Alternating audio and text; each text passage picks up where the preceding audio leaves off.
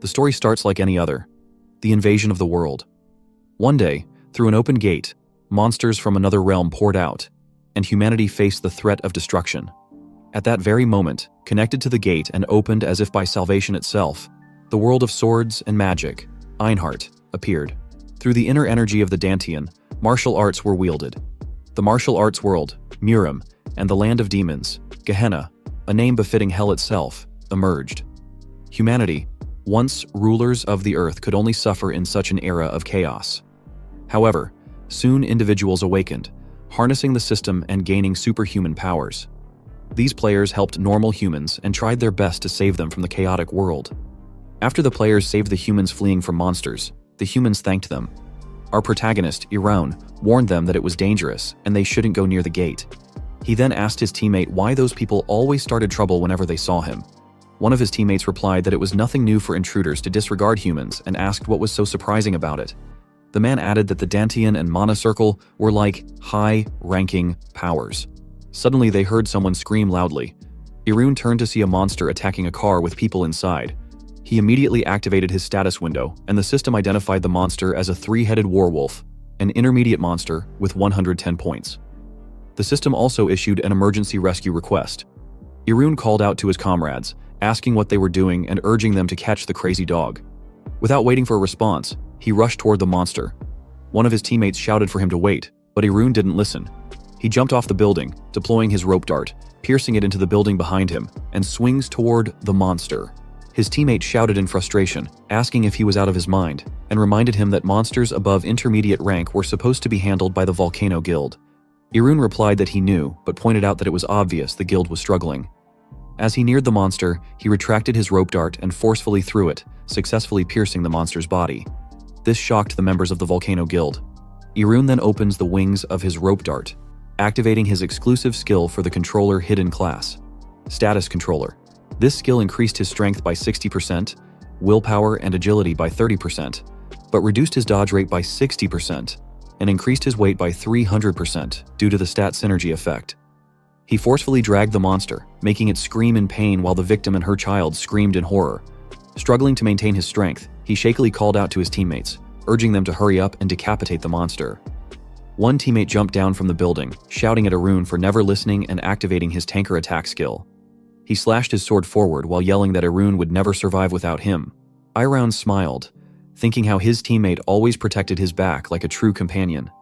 But just as his teammate swung his sword, he slashed Ro-Woon from behind instead of the monster. Shocked, Ro-Woon heard his so-called friend angrily call him a fool and tell him to just die already. Ro-Woon collapsed, bleeding heavily. Before falling unconscious, he saw his best friend's face and his teammates smiling at his death, which filled him with fury. As he tries to flee, he recalled the woman he tried to save stood unmoved. Betrayed by everyone he trusted and relied on, he died consumed by rage. Years later, Ro-Woon fell face first into the dirt. A man kicked him repeatedly, shouting for him to move faster and calling him scum. The man mocked him, saying this was what a high-ranked, nearly top-tier player looked like. Ro-Woon knew he was in Mujayag-Yang, the monster corpse disposal area of the Volcano Guild, a living hell. 5 years had passed since his fall into this wretched existence. The man pinned Ro-Woon's head deeper into the mud, laughing cruelly. Struggling to look up through blurred vision, Ro-Woon found that his status window was no longer appearing. Yet, a blue light suddenly shone before him. Shocked, he opened his eyes to see the system displaying a message. He has been chosen as the vessel of chaos, and asked him if he accept. The system warned him that his choice could lead to the destruction of the world. Smiling bitterly, Ro-Woon thought about ending his pain. Without hesitation, he accepted. The system sucked him into a portal, transporting him to an unknown location. There, he encountered the legendary rulers of Gehenna, the Three Kings. What lay before his eyes were legends forgotten across the three worlds, remembered only as history. The first was the King of Silver, Mu Wang, who conquered the continent with a single fist. The second was the Sword King of Einhart, who split the sky with his sword.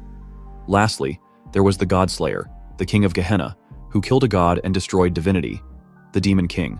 The place Ro-Woon now stood in was the chaotic world where these three kings were sealed. The Sword King observed Ro-Woon's gaze and asked the others why it looked the way it did, questioning if he was truly the vessel of chaos. Mu Wang seemed equally confused and asked why Ro-Woon was staring into the distance instead of at them.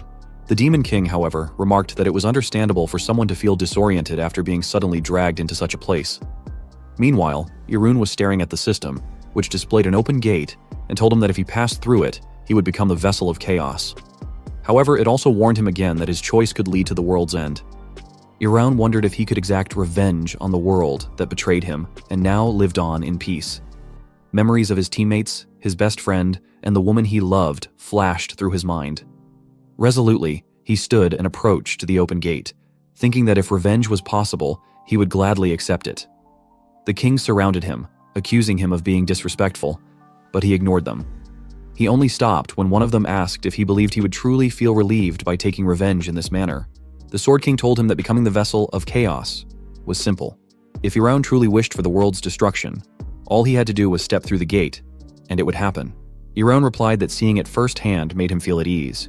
He truly did hope for the world's destruction. Yet the Sword King reminded him that if the world were destroyed, it wouldn't be Ro-Woon enacting revenge, but chaos itself. Mu-Wang explained that chaos would consume his body and mind, leaving him as little more than a spectator, receiving only the message that the world had been destroyed. Ro-Woon was speechless. The Demon King then asked if that outcome was really enough for him. Was it truly the revenge he wanted? Ro-Woon, still angry and broken, asked them what they expected him to do about it. The Demon King ominously responded that Ro-Woon must carry out his revenge with his own hands. Whether through beating or tearing, only by personally enacting vengeance could he truly savor it. Frustrated, Ro-Woon angrily asked how he could even contemplate such a thing with his broken body, having lost his player powers and being branded a slave. The Sword King bristled at his defiance, demanding that Ro-Woon recognize who they were.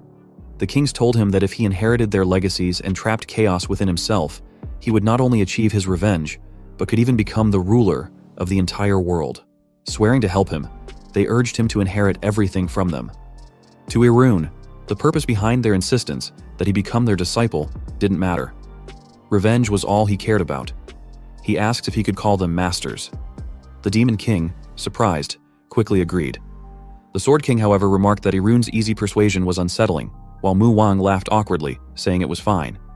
Thus, Ro-Woon became the disciple of the three kings. In the world of seals, where time and death had ceased, Ro-Woon underwent endless training. Finally, he succeeded in trapping chaos within himself. Ro-Woon awoke to someone kicking him from behind. His supervisor was shouting at him, asking if he was seriously sleeping in a dung pit. Dodging the next kick, Ro-Woon wondered if time had truly stopped during his training. He grabbed his supervisor's foot and easily threw him, sending the man flying and screaming. As his supervisor slammed into the mud, Ro-Woon looked for his status window. As expected, it did not appear. He noticed his body was unchanged, having lost his player powers. Without his master's words, he might have believed the past 100 years of training were nothing but a dream. He recalled Mu-Wang's warning. When he returned to his world, he would likely lose all the powers inherited from them. Confused, Ro-Woon had asked why. The Demon King explained that his powers were far too overwhelming for his world to handle, especially now that chaos resided within him. Ro-Woon asked if it meant he had to undergo the same training again. Mu-Wang calls him, asking him what he planned to do and reminding him that his body would need to be remade to contain his powers. Back in the present, Ro-Woon slapped his forehead at the thought of the ordeal ahead. His supervisor, now enraged, charged at him, vowing to kill him. Ro-Woon dodged the attack effortlessly, catching the man's fist with his bare hand. His supervisor, Cheol-Taimin, who had tormented him for 5 years, struggled in disbelief. Taimin was only level 5, but even with Ro-Woon's reset body, he shouldn't have struggled. Ro-Woon pushed himself, remembering Mu-Wang's words. Even a lowly warrior could overpower someone stronger if they mastered the art of killing intent. Mu-Wang added that after all, killing intent is mental strength, surprising Ro-Woon as he began to understand it. Ro-Woon stared into Taimin's eyes, channeling his mental strength, which filled Taimin with sheer horror. With a chilling tone and murderous intent, Ro-Woon told him that he will tear him apart. The oppressive killing intent caused Taimin to imagine his arm being crushed as Ro-Woon tightened his grip. Taimin screamed in terror, watching his hand twisted.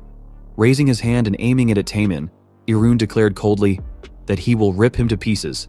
With a sharp gesture, he launched his hand forward, unleashing a terrifying projection of murderous intent. In Taimin's mind, the attack pierced through his body, leaving him screaming in pure fear, causing him to drop to the floor. The commotion drew the attention of the other slaves. Ro-Woon understood that clumsy violence could provoke resistance, but fear, true, bone-deep fear, was a far more powerful tool. He swore to himself that from now on, whenever Taemin looked into his eyes, he would wet himself in terror. Walking past the other slaves, Irun knew he had to act quickly before the Volcano Guild's guards discovered him. Reaching for the chain, one of the slaves asked worriedly, "Where he think he is going?" Irun ignored the question, snapped the chain effortlessly, and turned his gaze toward the monster corpse disposal area. The pit below was filled with toxic fumes from the rotting monster corpses, fumes so noxious that even the administrators avoided going near them. Yet Irun knew the true hell lay deep within that place. It was a hell he would willingly descend into, for it was where he would be reborn. Without hesitation, he jumped down into the pit, leaving the other slaves stunned and speechless. As he descended, the toxic fumes stung his skin and lungs, but he pressed on. Reaching the corpses, he pushed them aside, making his way deeper. Beneath the layers of decaying flesh and bone, he found what he was looking for: the boiling monster blood. This gruesome pool was the perfect training ground for the blood demon technique. He remembered Mu Wang explaining that there were various martial arts and secret techniques, such as the volcano's divine technique. Mu Wang had also told him that the blood demon technique he would learn was at least 5 times greater than those techniques, because it was the strongest martial art. Mu Wang had further explained that its principle was simple: stealing what belongs to others and making it his. The target, Mu Wang had revealed, was blood, which had surprised him at the time. Now, he understood that the blood demon technique was a vicious form of dark magic that absorbed the life force embedded in blood to cultivate inner power.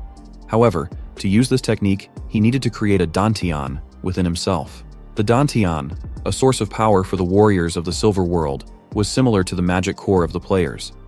Yet, creating a dantian was said to be impossible for those not from the Silver World. Mu Wang, however, had assured him there was a way, insisting that it didn't matter if it took dozens or even hundreds of deaths. He had simply needed to keep learning and persisting until it worked. Following the transmission method that his 3 masters had devised over 3,000 years, he had endured 1,000 deaths. In the end, he succeeded in creating a dantian and clearly remembered every step of the process. He began the first step, absorbing blood and circulating its energy. The second step was to create the blood dantian. He focused intently, starting to form a blood core inside his body and activating the blood demon absorption technique. The process caused unbearable pain, unlike anything he had ever experienced. Without question, the pain felt as though it belonged to another world, but he pushed through it, screaming in agony throughout the ordeal. His cries echoed through the area, catching the attention of the monsters lurking within the volcano. He understood why access to the monster corpse disposal area was prohibited. It wasn't only because of the toxic fumes emitted by the decomposing monster corpses, but also due to the deformed monsters created by the death energy radiating from the bodies. The area was, in essence, a den of undead creatures. After successfully forming his dantian, an undead goblin crept closer and launched a sharp claw attack from behind. He easily stopped the attack by grabbing its head. Observing the creature, he recognized it as a goblin zombie and knew that each undead attack carried toxic poison. Furthermore, he understood that these creatures were immortal unless their necks were severed. If he had been in his old body, he would have already fallen prey to them. Now, however, he effortlessly crushed the goblin's head with his bare hand. He regarded it as pathetic before using the blood demon absorption technique to consume its blood, then slamming its corpse into the ground. As he absorbed the goblin's blood, he felt truly alive for the first time in years. More zombies rushed toward him, but he remained calm, recalling the principles of the realm of crimson blood. In this realm, he knew he must absorb his opponent's blood, turning their nutrients and energy into his own. Another benefit of crimson blood came to mind. It collected the residue of blood and iron to create steel balls. He shot a drop of blood at one of the approaching zombies, causing its head to explode on impact. He resolved to devour every last one of the undead, without leaving a trace. Forming more steel balls, he shot them with precision at the swarm. Each steel ball struck its target's head, which promptly exploded into dust. Dashing into the midst of the swarm, he jumped and grabbed a zombie by its head, crushing it with ease. Releasing more steel balls into the air, he easily decimated the zombies, causing another cascade of explosions. Grabbing a nearby zombie by its neck, he released more steel balls, knowing that in the end, these creatures were nothing more than prey. With a final burst of steel balls thrown in all directions, he decimated the remaining zombies around him. The undead fell to the ground in lifeless heaps. Standing amidst the corpses, he sighed in relief. Looking at his hand, he thought that things weren't going badly so far. As he continued to absorb the zombie's blood, he suddenly sensed a presence behind him. He turned quickly and saw a massive figure swinging its enormous arm at him. He managed to jump away just in time, landing at a safe distance. When he looked closer, he recognized the figure as a zombie troll. Despite the danger, he smiled. This was exactly the level of challenge he had been expecting. The next day, Taemin was crying and shaking in a corner, muttering that he was going to die and begging for someone to save him. Irun's traitorous best friend, Kim Shin-hong, thought that Taemin had completely broken down. An elite guard approached Shin-hong, addressing him as commander, and reported that he had summoned the other guards who were present during the incident. Shin-hong stepped closer to the guards and ordered them to explain what had happened to Taemin. One of the guards hesitantly reported that Taemin was training a slave who had been dozing off when, suddenly, the slave grabbed Taemin's hand, and then Taemin became like this. Shin-hong asked if that was all, or if there were any other unusual details. The guard stuttered, adding that the slave had glared at Taemin. This detail irritated Shin-hong as he wondered if it could have been killing intent, though he dismissed the idea as impossible, unless the slave was a martial artist with inner power. Shin-hong then demanded to know the slave's whereabouts, which shocked the guards. The same guard nervously replied that the slave had committed suicide. Skeptical, Shin-hong asked where the body was, and the guard explained that the suicide occurred in the corpse disposal area, so the body must have melted away due to the poison there. This explanation enraged Shin-hong. Grabbing the guard by the face, he furiously questioned whether the guard was lying to avoid searching for the body in the toxic disposal area. He reminded the guard why he was stationed there in the first place, to handle situations where incompetent guards were attacked by slaves, and accused them of not caring if trash like them died. Shin-hong continued, adding that he had felt the slave's imprint being destroyed naturally, yet they fabricated the suicide report without even confirming the body. He asked the guard if there was any reason he should let him live. The guard, crying and writhing in pain, stammered an apology, but Shin-hong mercilessly crushed the guard's skull. The other guard stood frozen in shock, unable to move out of fear. Shin-hong turned to them and demanded they choose. Would they end up like the man he had just killed, or would they go find the slave's body in the disposal area? Terrified, the guards immediately replied that they would search for it. Furious, Shin-hong ordered them to hurry, and they rushed toward the disposal area to begin their search. Calmly, he told his elite subordinates that those useless guards would likely die from the poison before finding the body. Once they returned, he planned to inspect their equipment and then enter the corpse disposal area himself. His subordinates acknowledged his orders, and Shin-hong, still irritated, thought to himself that Irun had managed to vex him even until the end. 2 weeks later, Irun was still deep within the disposal area, killing zombies and absorbing their blood. He realized he had nearly absorbed all the corpses and zombie monsters in the area. With this, he had reached the second stage of the blood demon absorption technique, self-blood. He noticed a tremendous poison leaking from a gap nearby and concluded that it must be coming from that direction. Shooting one of his newly created steel balls toward the source of the leak, it struck the wall, shattering the structure. He reflected on the power of the self-blood technique, which focused on the concentration and explosive release of energy. The self-blood stage provided several times more resistance to poison than the earlier blood essence stage. Without reaching this stage, he knew his body would have already melted away from the toxic environment. Despite his progress, he was aware that his time there was limited. However, he was confident that the necessary preparations were complete, and he had come to this place for a specific reason. The purpose involved the transcendental species, monsters of the highest danger level, creatures that should never be faced. Among these species, the most renowned and noble were dragons. Once, a dragon had escaped through a gate. The serpent dragon, Algolas, was a resurrected dragon filled with rage. Many players risked their lives to face it, and miraculously, they succeeded in slaying the beast. Naturally, the world was thrown into chaos, and what garnered the most attention was the value of its corpse. Algolas's blood was the finest alchemical material, and its bones could be forged into unique grade weapons. However, the dragon was tainted with poison, rage, and magic. Merely touching its corpse could cause a person's body to melt away completely. To address this, Einhardt's technology created the corpse disposal area to naturally purify the dragon's remains and employed slaves to absorb the poison. He touched Agal's bone, swearing to the Volcano Guild that he would repay all the suffering they had inflicted on him, with interest. Without hesitation, he began to use the blood demon absorption technique on Algolas's remains. 100 years ago, Mu Wang had asked him about the dragon embryo, to which he had replied yes, explaining that he planned to absorb it upon his return. Mu Wang had agreed, knowing the dragon embryo would help him recover a significant portion of his power, but warned him it would likely hurt like hell. That warning proved to be 100% accurate, as the moment he began absorbing Algolis's embryo, a surge of immense power entered his body. The pain was so overwhelming that his mind nearly blacked out. He realized that without the rigorous training he had endured with his masters, he would have fainted on the spot. Despite the agony, he felt his internal energy rapidly building up in his blood circulation. Even though the dragon had been dead for a long time, its power remained extraordinarily potent. He coughed up blood but refused to back down. The pressure was insane, and he could feel that his blood circulation was already reaching its limit, even as he compressed his inner energy with the self-blood technique.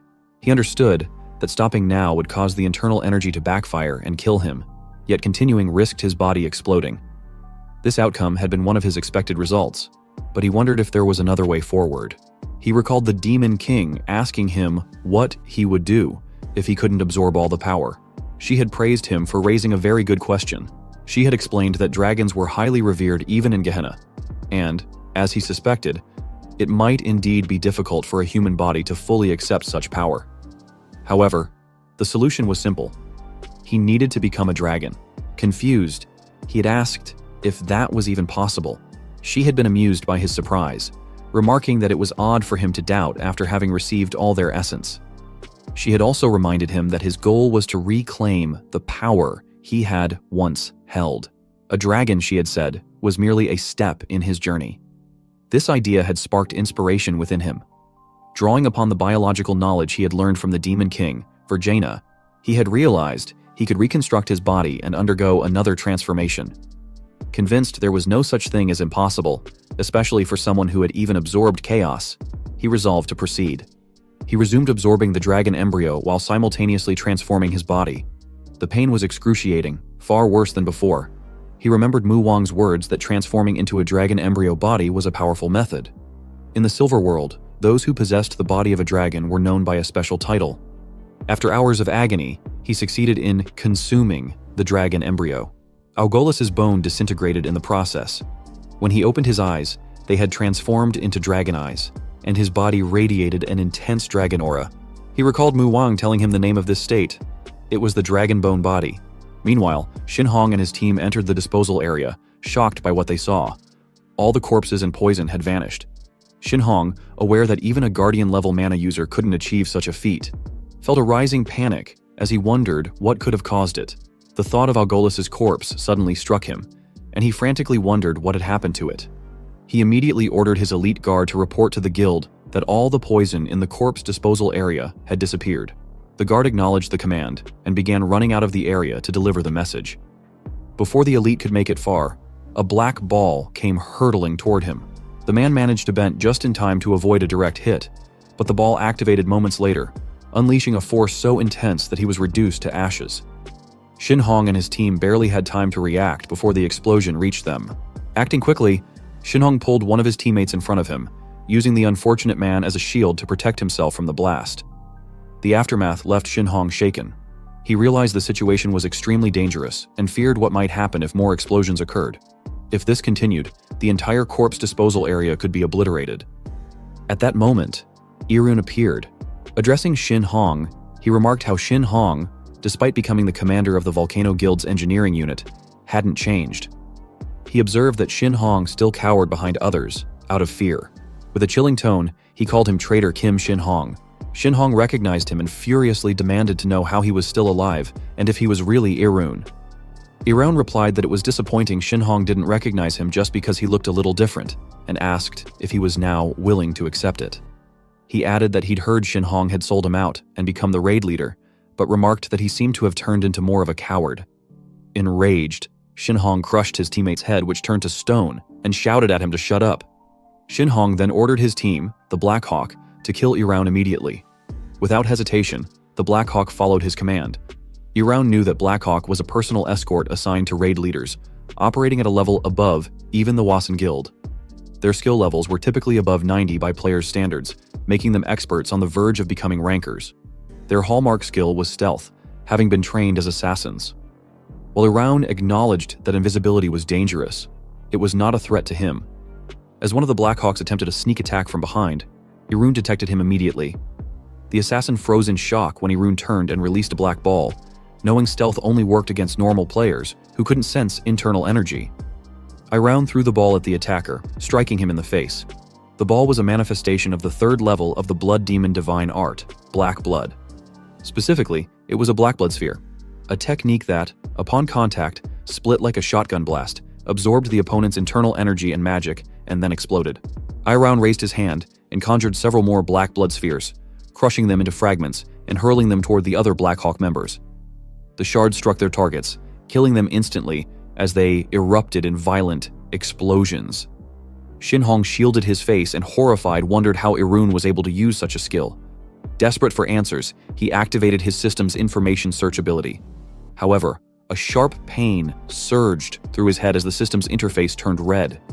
Alarmed, Shinhong noticed that the words on the system had changed into something unfamiliar, something he had never seen before. As Shinhong struggled to comprehend what was happening, Irun approached him. Mockingly, Irun asked if he was correct in assuming that Shinhong was dying to know how he had gained such power. He teased Shinhong, suggesting that curiosity suited him since he never acted without first gathering sufficient information about his opponents. Irun remarked that this cautious nature was typical of him and referred to him as the guild's main tank.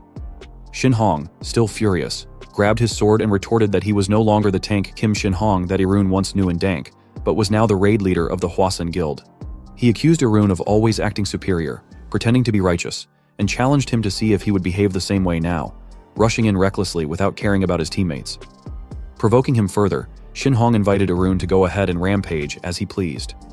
Calmly, Irun responded that it was precisely what he intended to do. He aimed a black blood sphere at Shinhong and shot it. Shinhong used his sword to block the explosion. Though he managed to withstand the force, Irun suddenly appeared behind him and remarked how little Shinhong had changed, even as a raid leader. Irun released another black blood sphere, commenting that the Hwasun Guild would never properly nurture someone like Shinhong. Anticipating the attack, Shinhong activated his white shield, which blocked the sphere just in time. Shinhong swung his sword at Irun, shouting for him to shut up. Irun casually tilted his head back to avoid the strike, but Shinhong halted the swing mid-motion and forcefully brought the sword down, declaring at the end for Irun. In response, Irun released a black blood sphere beneath Shinhong's sword, deflecting it and sending it flying backward. The force of the impact pushed Shinhong away, but he managed to remain standing by bracing himself with his sword. Shinhong demanded to know how Irun had gained such power, shouting angrily that Irun had lost his player abilities and asking how such feats were possible. Irun simply retorted that knowing wouldn't do a cowardly traitor like Shinhong any good. Enraged, Shinhong rushed forward, thrusting his sword at Irun while shouting for him to die. Irun calmly raised his hand, reminding Shinhong that it was useless, and prepared to release another black sphere. Before he could, Shinhong activated his shield wall ability, creating walls around Irun and trapping him in the center. Shinhong reasoned that Irun had no other attack methods beyond the black spheres. If that were the case, blocking Irun's retreat and his spheres with the shield would render him powerless. Confident in his plan, Shinhong thrust his sword into the center of the shield and activated his Weapon Knight skill. The energy from the skill crawled along the sword, culminating in a powerful explosion within the enclosed shield. The blast shattered Shinhong's sword, but he felt certain that not even a top-ranked ranker could survive such an attack. Relieved, he called Irun a persistent bastard and assumed him to be dead. However, Shinhong's relief turned to shock as he saw Irun standing unscathed amidst the devastation. Panicking, Shinhong reached for his spare sword, demanding to know how Irun had survived. Before he could draw it, Irun appeared in front of him, grabbed Shinhong's face, and coldly told him it was too late. Dragging Shinhong to the ground, Irun seemed confused by how easy it was, wondering aloud if this was all Shinhong had to offer. Chaos, a being that thrives on the destruction of worlds, transcends time and space, wandering through dimensions in search of a vessel worthy of its power. The worlds upon which chaos descends are consumed as its nourishment, and ultimately meet their demise. For over 100 years, Irun had trained relentlessly to seal that chaos. After centuries of training with his masters, Irun had finally crossed the threshold and was prepared to become Chaos's vessel. Mu Wang remarked to the other kings that he had done all he could. The Demon King and Sword King agreed, adding that if this failed, there was nothing more they could do. Together, they watched Irun from a distance as he stared at the open portal, knowing that beyond its shimmering threshold, everything would be decided. Before he stepped through, Mu Wang called out to him, asking for his name. Irun turned, raising an eyebrow at the odd question. He asked Mu Wang if he was seriously asking for his name after over 100 years of training together. Mu Wang laughed, admitting that he had grown too accustomed to Irun's presence. He added that he had once been called the heartless ghost without blood or tears, yet even he seemed to have developed some attachment. Irun smiled faintly and replied that his name was Li Irun. Without hesitation, Irun turned back to the portal and stepped forward. The instant chaos entered his body, a searing pain overtook him, and he screamed in agony. His masters watched in concern until the Demon King caught him as he collapsed, telling him that he had succeeded. Mu Wang called his name worriedly, but Irun, exhausted, murmured that he felt sleepy. Mu Wang explained